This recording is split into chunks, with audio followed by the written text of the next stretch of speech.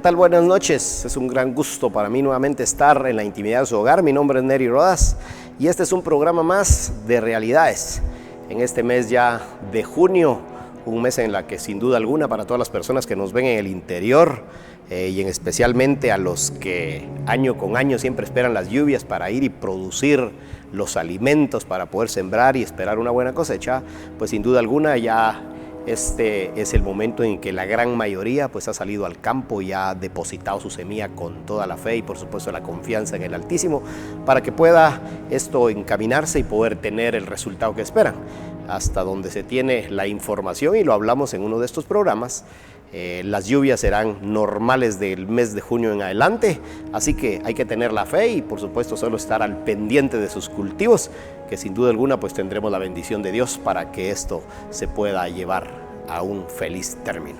Y nosotros acá en el programa pues sin duda alguna pues seguimos en el día a día, nos damos cuenta de lo que ha estado aconteciendo en el país, el tema coyuntural, las capturas que han continuado sobre empresarios, sobre políticos, sobre algunos operadores políticos que al final hoy están detenidos para que puedan aclarar sobre todo el desfalco que pasó en el gobierno anterior, y esto pues sin duda alguna es positivo para el país porque los niveles de corrupción han llegado muy altos y es momento de que se le pueda poner de verdad un freno cuando sabemos que hay miles y miles de necesidades en el interior del país, tanto niños muriéndose de hambre, desnutridos, tantas personas de verdad en los hospitales sin medicina, mientras ahora nos damos cuenta de cómo es que bailaban los millones y millones de quetzales fugándose para los bolsillos de otras personas, y esto por supuesto que es positivo y esperamos la presencia por supuesto de la sociedad civil que se siga manifestando y estando al pendiente del acontecer diario del país. Hoy en el programa Realidades estaremos hablando sobre los derechos de los pueblos indígenas. Como sabemos, en la década de los 90 se firman los acuerdos de paz que ratifican los acuerdos del convenio de la 169 de la OIT, donde ambos ratifican por supuesto y hablan sobre el derecho de los pueblos indígenas. Así que hoy tenemos a un invitado que conoce ampliamente sobre el tema y pues estaremos abordando este tema tan importante que de una u otra forma tenemos que saber que en Guatemala la gran mayoría por supuesto pertenecen a pueblos indígenas.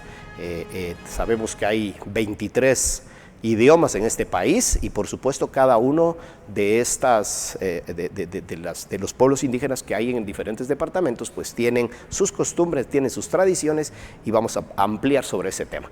Así que lo invito a que se quede estos 45 minutos con nosotros y que pueda compartirnos sus comentarios a través de las redes sociales. Así que bienvenidos, vamos a un corte y volvemos con el programa Realidades de esta noche.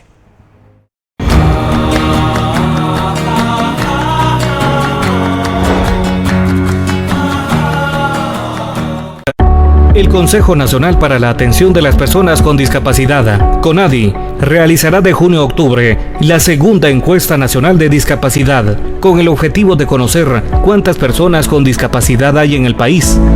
Por eso, al visitarte un encuestador del CONADI, recíbelo con confianza y cuéntale si eres una persona con discapacidad o si tienes a un familiar con discapacidad. CONADI, acción conjunta para una participación plena. Nuestro presente es el resultado del pasado. Este libro nos comparte 70 años de historia crítica de mi país y un poquito más. De la vida política, social y económica de la sociedad guatemalteca, en un viaje a través del tiempo en donde podrá conocer los logros y desaciertos de los gobernantes y podremos examinar los hechos que han marcado el rumbo de nuestro país. Un libro recomendado a los estudiantes de todos los niveles y a todo aquel que quiere conocer más de nuestra historia.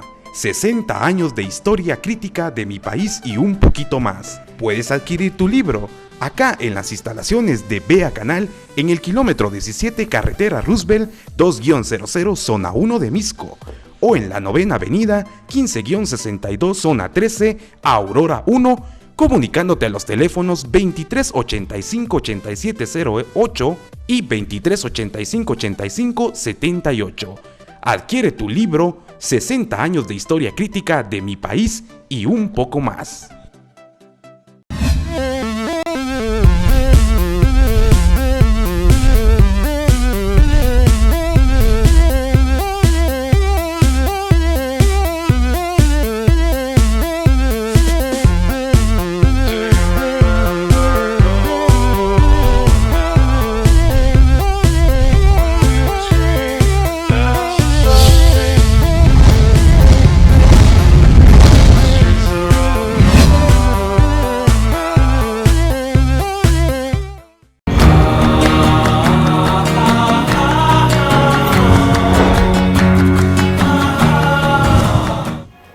de los quichelenses.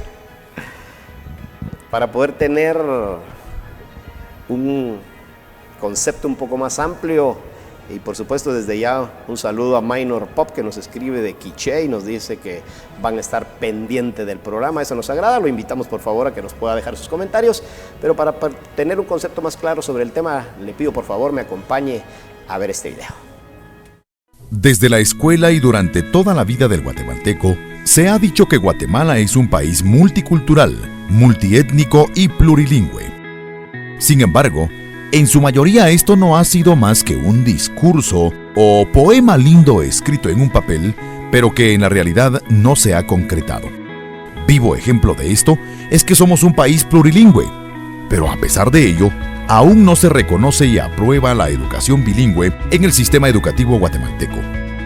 Los pueblos indígenas en el país representan a más del 50% de la población, pero han sido discriminados por una mayoría que no quiere reconocer sus derechos. Hoy el país se enfrenta a una nueva oportunidad de reconocer y darle el lugar que se merece, en este caso, el derecho indígena, ya que desde hace varias semanas, los presidentes de los 3 organismos del Estado, acompañados de un equipo técnico donde figura el Ministerio Público, la Procuraduría de los Derechos Humanos y la CICIG, presentaron una propuesta de reformas constitucionales para fortalecer el sector justicia del país. Dentro de las propuestas se pretende reformar el artículo 203, que de ser aprobado, retiraría la exclusividad absoluta a la Corte Suprema de Justicia de aplicarla y reconocería el derecho de los pueblos indígenas de ejercer funciones jurisdiccionales. Sin embargo, el CACIF se ha pronunciado en contra de esta reforma en específico. Hoy, en tu programa Realidades con Neri Rodas, analizaremos y profundizaremos en el tema sobre el derecho indígena en Guatemala.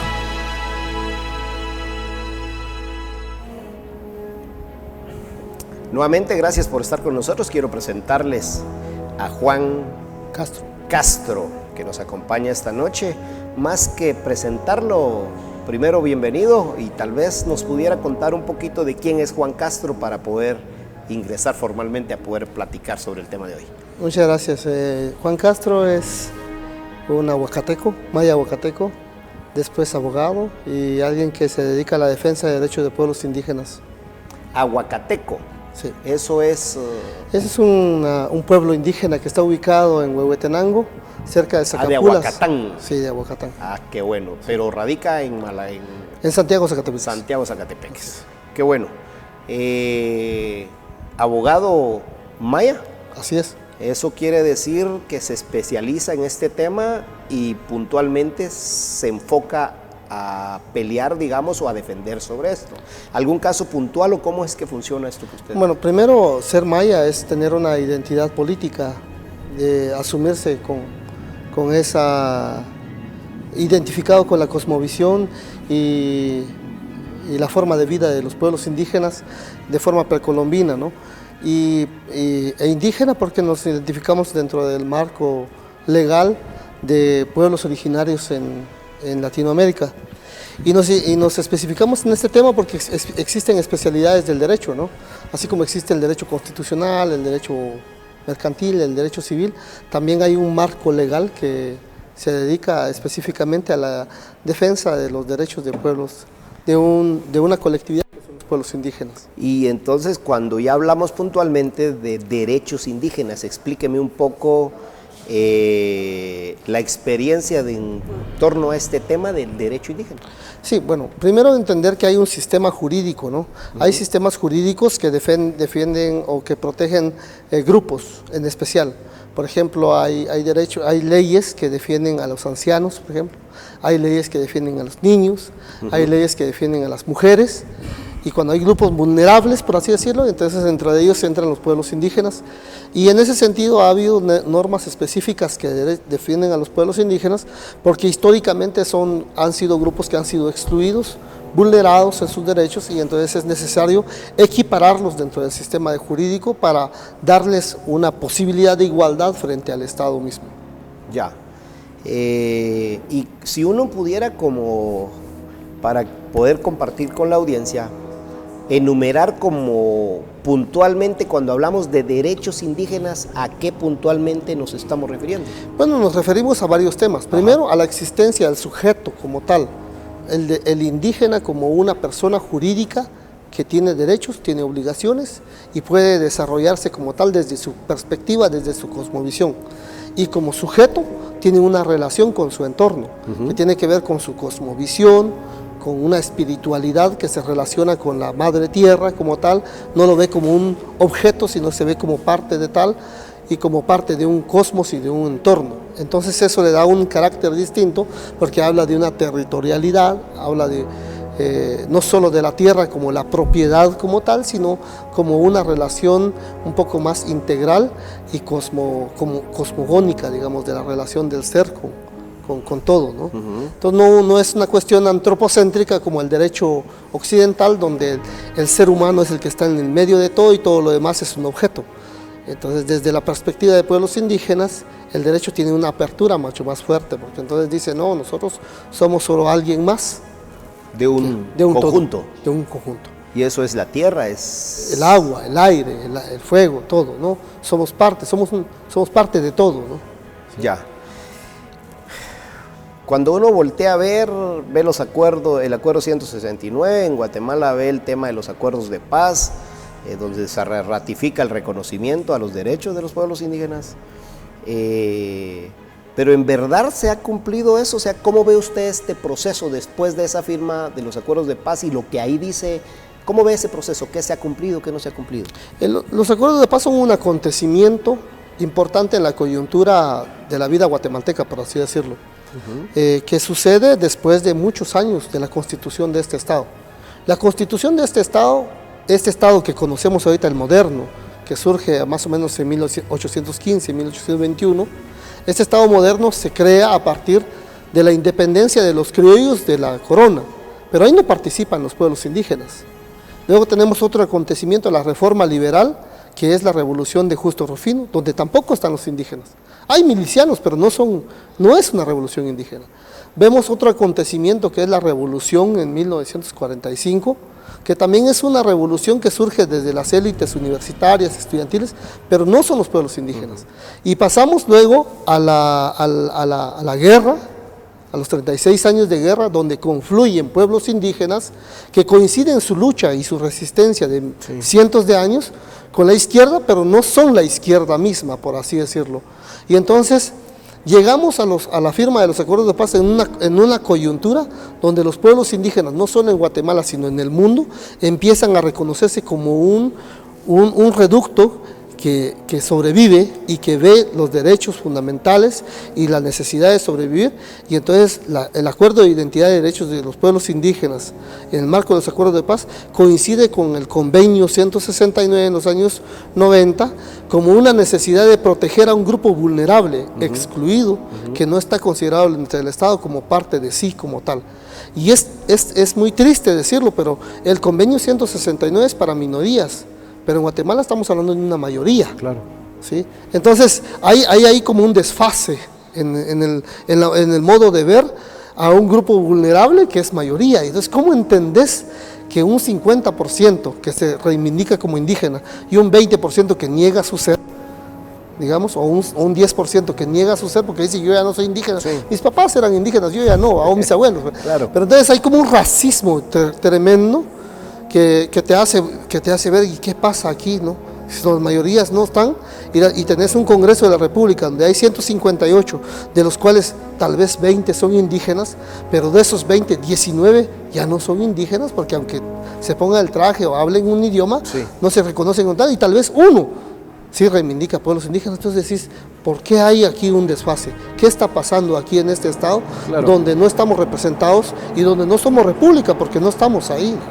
Claro, ahora, si uno lo ve así muy someramente de afuera y no conoce mucho la interioridad, cuando hablamos, por ejemplo, del tema de los acuerdos de paz, la ratificación, o sea, se habla mucho de eso, y por ejemplo, cuando han habido elecciones, los candidatos y todos hablan siempre de que vamos a ser incluyentes y esto y todo lo demás, pero realmente pasan los años y no se ve el que formalmente se legisle o se voltee a ver en serio a lo que se acaba de platicar, que al final es la gran mayoría de este país. Entonces, por eso digo, si uno quisiera ponerle un porcentaje a lo que dicen los acuerdos de paz que ratifican el derecho de los pueblos indígenas, o sea, ¿qué pudiera uno rescatar de que realmente qué sí está haciendo el Estado de Guatemala por esta gran mayoría y de verdad qué queda por hacer? Pues? Bueno, mira, lo único que podemos rescatar de los acuerdos de paz para pueblos indígenas es el reconocimiento de la Academia de las Lenguas Mayas, por ejemplo, como un resultado tangible. Lo demás, tenés 14 iniciativas por lo menos de pueblos indígenas en el Congreso de la República y ninguno pasa. Ninguno pasa porque tenemos una élite criolla, racista, que mira como una amenaza a los pueblos indígenas y no ve como un potencial la diversidad dentro de este Estado-nación. En este Estado-nación se ve monocultural, de monismo jurídico, donde solo una forma de pensamiento prevalece y los demás pues se tienen que estar supeditados a esta, porque la que vale es el pensamiento homogéneo que se plantea, y entonces hay intentos de querer ver que todos somos iguales, pero no es cierto, ¿no? Entonces hay diferencias que nos podrían hacer mucho más ricos como país, como forma de vida y como sistema, que podría mostrarle al mundo que esta diversidad puede mostrar, inclusive salvar el planeta, porque hay otras formas de ver la vida y que no solo es desde un pensamiento. Ya, muchas veces, Juan, hay algunos que tienen una forma de pensar, de que incluso yo a veces he dicho, ¿cómo hacer para que los guatemaltecos nos sintamos guatemaltecos? O sea, no importa si soy moreno, blanco, rubio, chaparro, no importa si soy quechí, soy mam, que me pueda sentir guatemalteco. Corrige mi error.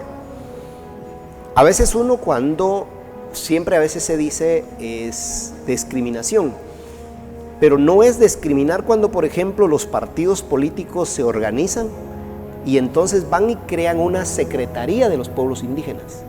Y entonces todo lo que tiene que venir, por ejemplo, viene un joven indígena que es muy bueno para el tema de la comunicación, y si se integra al partido y dice, mire, yo quiero apoyar y esto, entonces le dicen, mira, hablate ahí con el encargado de los pueblos indígenas e integrate ahí. Eso no es ya discriminar y no sería por ahí donde uno debería de borrar esa parte, y que no importa si soy o no indígena, yo debería participar general en lo que hubiera. Bueno, hay distintas cosas que hay que ver ahí. Eso es más o menos, lo que me estás planteando es más o menos como cuando haces una junta directiva y participa una mujer, entonces va a ser la secretaria. Entonces tu prejuicio te dice que ese es el papel que debe desarrollar. Entonces hay un indígena entonces que participe en la ventanilla, ¿no? En la ventanilla de pueblos indígenas, o que se vaya allá. Igual pasa en los gobiernos. Entonces tenemos un representante de pueblos indígenas, Ministerio de Cultura, ¿verdad? Es lo único que pueda esperar, porque no podría para más. Entonces hay un menosprecio. Sí podría, pero entonces lo ven así. Hay un menosprecio y un prejuicio de decir, su única capacidad es llegar hacia ahí, ese nivel, porque lo demás es no, ¿verdad? Porque entonces, a ese que llegó a ser ministro de Cultura es el indio permitido, ¿verdad? Entonces ya pasó por muchos niveles de complacencia a esos partidos para poder aspirar a eso único que pudo, pero lo demás no. Pero te planteas eso, ¿por qué no? ¿Por qué no más? Porque eso era mi pregunta, o sea, ¿cómo desde allá poder generar el romper eso? O sea, no colaborar para que me sigan segmentando, o sea, y por eso digo si estoy equivocado, porque uno a veces percibe las cosas de una forma que quizá no son las correctas. O sea, ¿sí es importante el hacer esa separación o deberíamos de luchar por romper esa separación y que seamos uno solo? Pero vamos a ir a un corte y regresamos con la respuesta de Juan.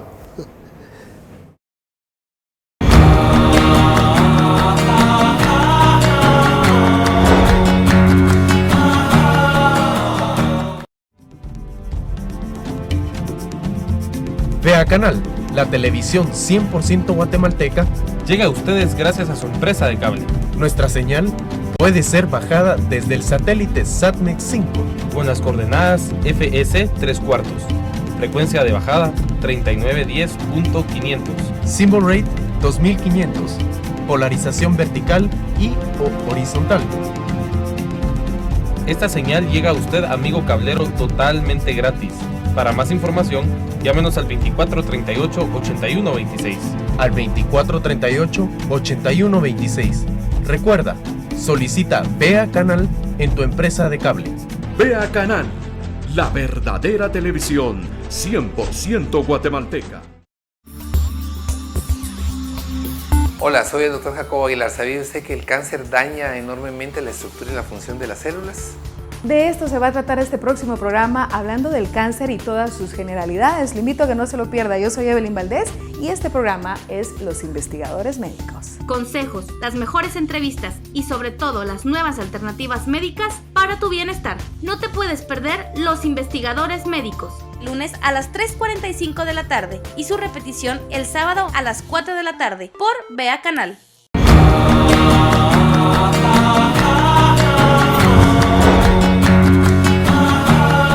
Yo sé que sí. Gracias a las personas que están compartiéndonos sus comentarios. Juan García dice que los pueblos indígenas necesitan que los apoyen y que inviertan en ellos. Son trabajadores y luchadores. Los comentarios los vamos a estar compartiendo con ustedes en la pantalla para que pueda usted leerlos, y por supuesto que los que podamos ir leyendo y respondiendo a sus inquietudes lo vamos a hacer. Nos habíamos quedado entonces, Juan, con la pregunta esa un poco que uno lo ve desde una perspectiva, pero es diferente de cómo debería de ser. O sea, ¿se sigue segmentando o luchamos porque se rompan esas barreras? Sí, por ejemplo, las mujeres también lucharon por tener representación dentro de los partidos políticos. Y las mismas mujeres, por ejemplo, dijeron que se ganen su espacio. Pero no podemos plantear un sistema de competencia cuando estás en desigualdad de oportunidades. Y te pongo el ejemplo, te comentaba que la Universidad de San Carlos de Guatemala tuvo un censo en el 2010 de 150,000 estudiantes. El 10% son indígenas que ingresan a la Universidad de San Carlos. Sí, imagínate. Ingresan, siendo mayoría en este país, solo el 10% llega a la universidad. 10% entra, y de esos 10%, 60% son o quichés o son cachiqueles. Y el resto se divide entre los demás. Imagínate eso. De mi pueblo, yo posiblemente sea uno de 3 o 4 que somos abogados en mi pueblo. De ahí no hay más. Y saber si va a poder oportunidad. Ahora, ingresan el 10%, pero ¿cuántos salen de la universidad? Entonces, no puedes equiparar un sistema de competencia con la facilidad que tienen la gente que vive en las zonas urbanas y la gente que ha tenido oportunidades como el Amarro, la Landívar y todo esto. Entonces, decís que se ganen su espacio, que tengan su sistema de competencia. Entonces, a lo único que hemos podido aspirar ahorita es a una cuestión afirmativa, lo que planteaban mujeres y pueblos indígenas y mujeres indígenas, digamos, en la reforma electoral. Paridad. Y no hablaron de cuotas, hablaron de alternatividad, pero no se comprende eso porque todo el mundo se cierra en su visión colonial y dice, no, que se ganen su espacio, que entren acá, pero no se puede plantear aquí. Tenemos un sistema patriarcal, machista, racista, y no tenemos las mismas oportunidades de ingresar, digamos, a un sistema de competencia. Entonces, apenas estamos aspirando a cuestiones de afirmación. Y por eso te decía, tenés un Congreso de la República de 158, donde tal vez uno piensa como indígena y es indígena.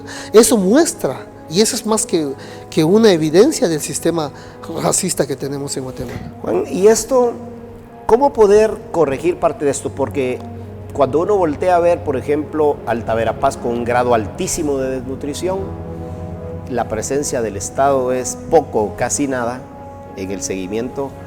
Voltea a ver uno municipios de Quiché, de Huehuetenango, y muchos de esos, por supuesto que la gran mayoría son indígenas, y por ese mismo poco apoyo del gobierno, pues afecta porque si en el Quiché, por decirte algo, el 80% son indígenas y no se está volteando a ver con el apoyo general, no hay buenas escuelas, no hay infraestructura, no hay carreteras, no hay, qué sé yo, maestros adecuados a lo que están haciendo, pues sin duda alguna no podemos esperar que de ahí puedan salir muchos profesionales que vengan a la universidad. O sea, ¿Eso se percibe realmente? ¿Qué es en sí lo que han estado fallando los gobiernos? Mira, primero hay que ver un sistema desigual, ¿no? De no haber oportunidades y no incentivar que haya la posibilidad de que todos tengamos acceso a la educación. Pero pensando un poquito más allá y pensando un poco más en el tema que está ahorita en el debate, que es el pluralismo jurídico, en boca misma de la fiscal general salió en Oriente decir: el Ministerio Público tiene presencia en el 30% del territorio nacional. Imagínate eso. El Ministerio Público tiene posibilidad de ver 30% de los delitos que se cometen a nivel nacional. ¿Qué pasa con el 70% restante? ¿Queda impune o hay una justicia allá adentro, allá en el interior, que está atendiendo esta problemática? Y entonces salta en el debate en la reforma constitucional que plantea la CICIG un término que está como asustando mucho a mucha gente, que es pluralismo jurídico. ¿Qué significa pluralismo jurídico? La coexistencia de dos sistemas jurídicos en un Estado. Hay un sistema jurídico estatal, que es el que vela por la generalidad, por así decirlo, pero hay un sistema jurídico per se que está ahí y que ha existido y que ha resuelto conflictos, que ha sancionado y que mantiene la armonía y la paz social en el interior. Y entonces decimos, ¿y cuál es ese otro sistema? Pues la de los pueblos indígenas. Tienen sus propias autoridades, tienen su sistema jurídico, le llamamos nosotros, porque tiene autoridades, tiene normas, procedimientos. No reconocido, pero está ahí y funciona. Por ejemplo, Municipalidad Indígena de Sololá resuelve más de 1.500 casos al año. ¿Cuánto eso representa en economía para el Estado? ¿Y cuánto representa en economía para cada persona? Porque te metes al sistema jurídico estatal, cuesta para el Estado, porque tenés que pagarle al juez y a sus asistentes. Cuesta para el abogado defensor, porque tenés que pagarle a tu abogado. Cuesta para el Ministerio Público, porque el Estado mismo tiene que gastar. Entonces es un gasto total versus un Estado o una forma de Estado que está aquí, donde la gente tiene justicia en su propio idioma, tiene un juez que lo entiende en su propio idioma y su contexto, y salen contentos el mismo día, y si no contentos, por lo menos satisfechos de que hay una resolución de conflicto en ese lugar. Entonces, aquí hay un Estado que funciona versus otro estatal que está ahí, pero entonces, ¿qué plantea el pluralismo jurídico? Reconozcamos que aquí coexisten estos dos sistemas, y eso es lo que se plantea. Bueno, eso es, Juan, parte de lo que ahora se ha estado hablando mucho de las reformas al sector justicia, y es lo que está en el ambiente, y que de hecho creo que parte de lo que mencionabas de las giras que a veces estamos haciendo la fiscal, las personas de la CICIG y de los tres poderes del Estado, es puntualmente como consensuando estas reformas, que ya hemos hablado en parte de eso, y dentro de lo que están planteando, pretenden reformar el artículo 203 de la Constitución, y ellos pretenden que quede y que diga: las autoridades de los pueblos indígenas podrán ejercer funciones jurisdiccionales de conformidad con sus propias normas y procedimientos y costumbres. O sea, esto es como avalar lo que me estás explicando. Ahora, el CACIF fue el primero que se pronunció en decir que no estaban de acuerdo y que están en contra de que esto se pueda. ¿Cuál es el sentir y qué es lo que ustedes piensan con respecto a esto? ¿Debería de aprobarse? ¿No debería de aprobarse? ¿Hay que corregir algo? ¿Cuál es el análisis? Primero hay que comprender al CACIF como una élite criolla de las más atrasadas en Latinoamérica, ¿sí? Que cree que tenemos un Estado-nación que se rige bajo las reglas económicas que ellos plantean. Y los estados han ido avanzando en este sentido. Y no reconocer el pluralismo jurídico es ignorar cosas que ya existen, porque ahorita estamos hablando del sistema jurídico de pueblos indígenas, pero hay otros sistemas jurídicos que funcionan en Guatemala. Por ejemplo, los arbitrajes. todos los contratos que firma el CACIF con cualquiera no se someten al fuero jurisdiccional estatal. Claro. Siempre tienen una cláusula donde ellos se van y pagan un árbitro, o sea que tienen otro sistema jurídico en el cual funcionan. Claro. Entonces es un poco hipócrita decir, no reconocemos el sistema de los indios, pero nosotros no nos metemos al sistema de ustedes y tenemos nuestros árbitros. Véase, por ejemplo, el TCQ, por ejemplo, por dónde se va a ir. Sí. No se va a ir al fuero estatal, ahí van a presentar una declinatoria y van a decir, el fuero estatal no es el competente, aquí vámonos con un árbitro. Entonces, como te digo, es un poco hipócrita decirlo, pero hay otros sistemas jurídicos, el derecho canónico, por ejemplo. Hay una sentencia famosa de la Corte de Constitucionalidad en Guatemala, donde una hermandad se peleó con otra por la cuadra que tenían que hacer las cargas en Semana Santa. Y la Corte de Constitucionalidad dice, disculpen, yo no me puedo meter a esto porque esto es derecho canónico. Váyanse ustedes a su sistema jurídico, que es ir en los ámbitos que tienen hasta llegar hasta el Papa para resolver esto. Ese es otro sistema jurídico. Entonces, reconoce el arbitraje, reconoce el derecho canónico, pero el sistema jurídico indígena no. ¿Y por qué no? Y luego salen con aquellos comentarios y argumentos, es que si ustedes se meten al sistema jurídico indígena, están dividiendo al país. ¿Qué más división del país de los partidos políticos? De lo que ya estamos. De lo que ya estamos. Hay dos cosas importantes, Juan, que vamos a regresar después del corte. Lo primero es cómo puntualmente visualizan desde los pueblos indígenas esta propuesta de las reformas. ¿Cuál es el análisis desde los pueblos indígenas? Y lo segundo es, si se llegara a aprobar estas reformas y hubiese, por ejemplo, un accidente donde alguien atropella a una persona, puede ser que fallezca, y lo llevan ante los tribunales y esto se llegara a aprobar, ¿cómo funcionaría una cárcel, no cárcel? ¿Cómo funcionaría todo esto si se llegara a aplicar las reformas al sector justicia en el artículo 203 de la Constitución? Vamos a un corte y volvemos para que Juan nos pueda ampliar algo más sobre esta pregunta.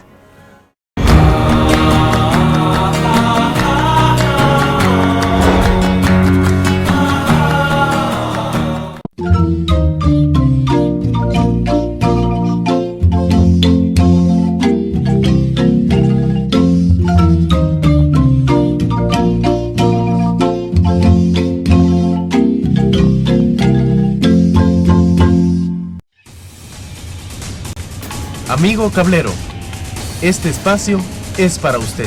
A través de los años, el papel de las empresas de cable para la transmisión de nuestro canal es cada vez más importante. La democracia guatemalteca merece saber la verdad, merece ser culturizada, pero más importante es ser informada por una opinión 100% transparente en los diversos papeles que hoy en día forman la coyuntura nacional del país. Y es por eso que hoy les damos las gracias. Gracias, hermanos empresarios cableros que hoy hacen este tan impresionante aporte para la libre emisión del pensamiento. Vea Canal, la verdadera televisión 100% guatemalteca.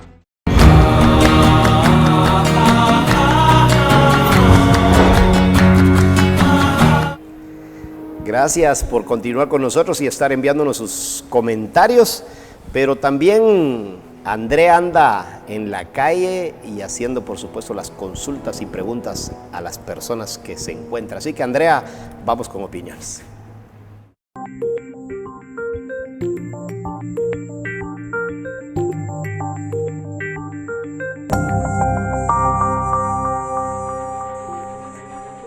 Muchísimas gracias, Neri. Un saludo muy especial a los que están sintonizando este programa. Bienvenidos a una cápsula más de opiniones. Esta vez nos ubicamos en la ciudad de Guatemala para conocer qué es lo que opina nuestra gente acerca de las nuevas reformas a los pueblos indígenas. Acompáñenme y veamos qué es lo que dicen. Hemos visto que han sido discriminados en su totalidad. Siempre han habido oportunidades que aparentemente se le van a dar, pero nunca se ha visto nada en concreto. Desafortunadamente no existe la igualdad de derechos entre indígenas y ladinos. Eso es una herencia que se trae ya desde la época de la colonia. Se ha marginado mucho al indígena y pienso que por justicia social no debe ser así. creo que al indígena, igual que al ladino, igual que a cualquier otra persona, se le debe integrar a la sociedad con igualdad de oportunidades, igualdad de derechos. No encuentro ninguna razón para que al indígena se le margine, porque son tan guatemaltecos como nosotros y creo que definitivamente tienen los mismos derechos. Ahora, ¿cómo hacer para lograr esa igualdad de derechos? Es pura cuestión de educación, creo que es pura cuestión de conciencia. Pienso que desde la escuela, desde las aulas escolares, tendría que iniciarse con un proceso de concientización y también a través de los medios de comunicación, programa de concientización, porque de alguna manera estamos todavía viviendo el colonialismo. Esa es la mentalidad que tienen algunas personas. En mi caso personal, definitivamente no. El indígena merece el mismo respeto, las mismas oportunidades que los ladinos y que cualquier otra etnia aquí en Guatemala. Bueno, pues yo opino que no existe la igualdad de derechos aquí en Guatemala. Fíjate, porque yo me he dado cuenta de... Mira, pues dejemos a un lado la discriminación, porque eso, te vas a China, te vas a África, siempre va a haber eso, en todos lados, ¿me entendés? Pero lo que a mí me duele es que es aquí en Guatemala, es nuestra tierra. Uno, por ejemplo, va a un hospital y ¿cuántas personas no han muerto de origen indígena? Porque se quejan de un dolor, los doctores no entienden porque obviamente no hablan la lengua que ellos hablan, terminan muriendo. Es algo que tristemente se da casi que a diario, diría yo. Y no es solo en ciertos sectores de Guatemala, es en todo Guatemala y pues yo por eso creo que no existe la igualdad de derechos. Bueno, en mi análisis pues el Estado debe de escuchar al pueblo de Guatemala, porque es cierto, ¿verdad?, que hay una Cámara de Comercio que impide, ¿verdad?, que los pueblos indígenas se desarrollen, pero existen muchas iniciativas de ley en el Congreso de la República en la cual se pide que se le dé el derecho de igualdad a los pueblos indígenas específicamente. Lastimosamente tenemos un Congreso que tampoco ha tomado conciencia que este país es multiétnico y pluricultural. A raíz de ello, las iniciativas de ley que están, aún existen las luchas. Recientemente se escuchó que se va a aprobar algunas leyes indígenas. Esperemos que el Congreso lo haga de la mejor manera. Esto es lo que dice nuestra gente en las calles de la ciudad de Guatemala, y lo más importante a recalcar es de que Guatemala es un país multilingüe, multicultural y multiétnico, y es importante que velemos por la identidad de nuestros pueblos. Mi nombre es Andrea Pérez y ustedes también pueden opinar a través de las redes sociales. Nos vemos en una próxima cápsula.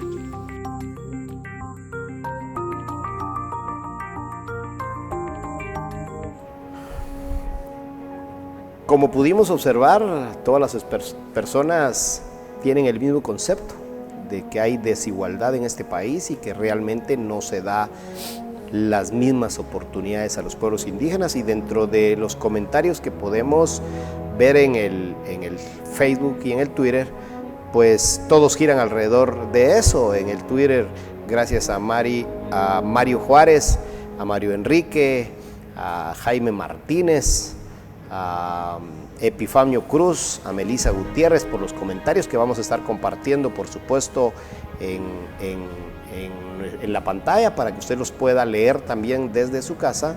Y en el Facebook también queremos agradecer los comentarios de las personas que nos han estado escribiendo, como Gramar Jorge, a Neymar, también a don Noemí Ventura, a Marcela Caal, que por ejemplo dice que tenemos un potencial grande. Yo siento que tengo el potencial, pero oportunidades son muy pocas. ¿Qué podemos hacer? ¿Seguir esperando? Lo hemos esperado sobre hace muchos años.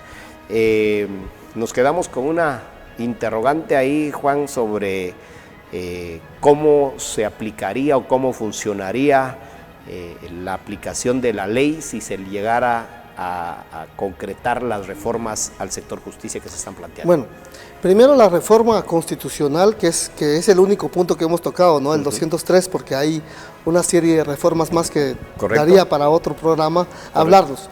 Pero hablar del 203, que el 203 lo que regula es que la exclusividad de la justicia es de la Corte Suprema de Justicia y del organismo judicial, y técnicamente excluiría a otros, pero el mismo 203 abre la posibilidad de otras órganos de justicia que administran justicia, por así decirlo, ¿verdad? Es decir, y abre la posibilidad que se haga una integración del artículo 66 constitucional que establece que el Estado reconoce y respeta las formas de organización propia de los pueblos indígenas, y si tienen una forma de organización propia, tienen sus instituciones que son las que administran justicia.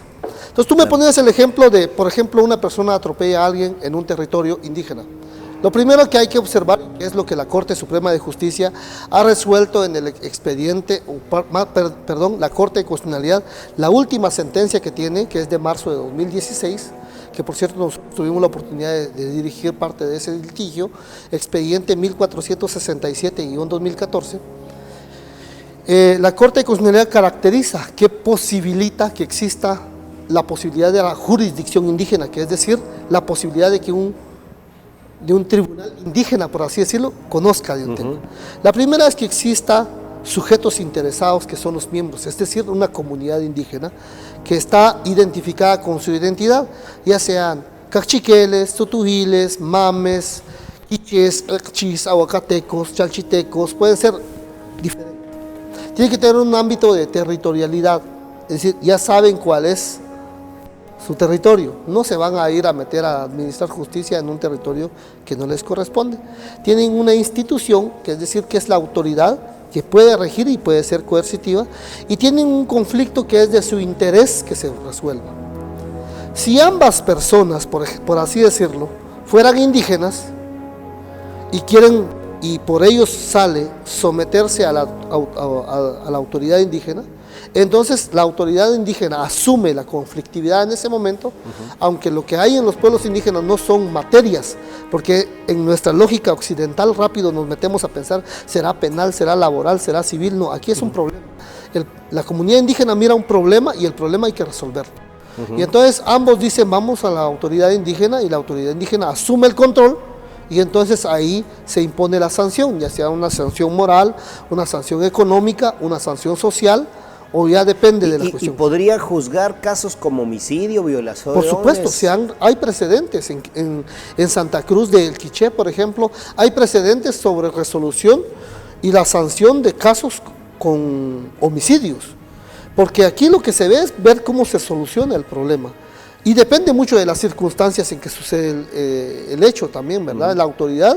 Por eso es que me parece a mí interesante que la reforma plantee podrán utilizar, porque el deberán es del Estado. El Estado es el que tiene que, per se, administrar justicia. Pero en este caso... Pero el podrán es abrir la ventana. Abrir la posibilidad, porque por ejemplo, pueblos indígenas a veces no se meten, y regularmente, en mi experiencia, no se meten a juzgar temas de narcotráfico, por ejemplo. Buscan ahí sí lo que se llama la coordinación con el Estado, para ver cómo solucionan un problema. Pero en su interioridad pueden ellos resolver un problema. ¿Y cuál puede ser la resolución de un homicidio? Por ejemplo, declarar y condenar de por vida al homicida al mantenimiento de la otra familia y a pasarle alimentación, por ejemplo. O puede ser otra cosa, o puede ser que la sanción sea solo una disculpa pública, o puede ser inclusive que la sanción sea la aplicación del Shikai o de los azotes, que ha sido muy cuestionada, pero esa es solo una sanción nada más de todo un mundo, lo que pudiera haber. De lo que pudiera haber.